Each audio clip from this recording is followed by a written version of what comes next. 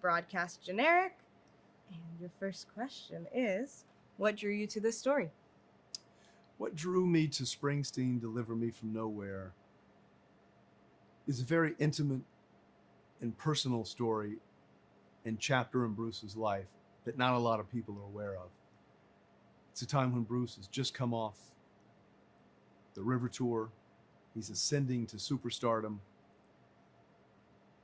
but it wasn't enough. There was something unresolved that was swirling through Bruce's life at this time. He moves back to New Jersey into a rental house in Colts Neck, New Jersey, and he faces the unresolved childhood trauma and anguish that he'd been experiencing all of his life. And the choice for Bruce not to chase arenas and the roar of arenas and number one hits, but instead to choose silence, a 4-track recorder, and the courage to look inward. That gave us Nebraska, one of the best records of the last 50 years, in my opinion. And that's why I made the film.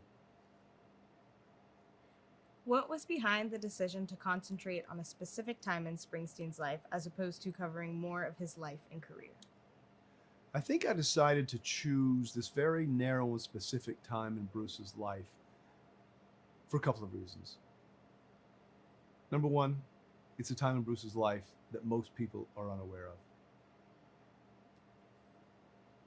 We know Bruce from Born in the USA, Born to Run, Darkness on the Edge of Town, Greetings from Asbury Park, Tunnel of Love, many, many others. But Nebraska is unlike most of his other work. It's very interior, it's more somber, it's, for me, incredibly powerful. And I think it would be easier to tell the story and maybe more expected of Born in the USA or Born to Run. But I felt that we have a lot of musical biopic films that cover a rise to fame or a cradle to grave narrative in an artist's life. And for me, that felt too broad. I felt that if I could focus on this incredibly important chapter in Bruce's life, admittedly, he says it's his most painful chapter, then I could tell in this particular time frame all of Bruce's life. And I hope you agree. What was it like meeting and working with Bruce? Meeting and working with Bruce Springsteen is one of the most profound creative experiences I've had. So often people say to you, don't meet your heroes because they'll disappoint you. Bruce not only didn't disappoint me, he exceeded my expectations at every turn. He's a man of great humility and kindness. He's incredibly supportive. He just happens to be one of the great singer-songwriters of all time. But for me, he is, he's become almost like a father figure in some ways. And I'm so grateful that he's allowed me to tell this most vulnerable chapter in his life. And lastly, what effect do you hope this film has on an audience?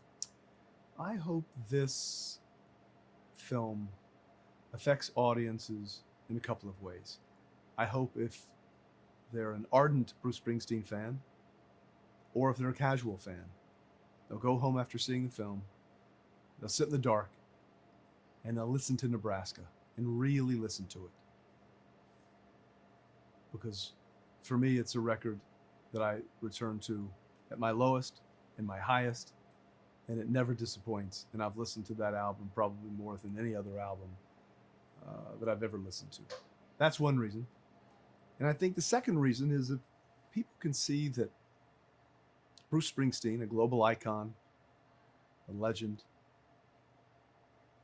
can suffer mental anguish and find the right help to get through it.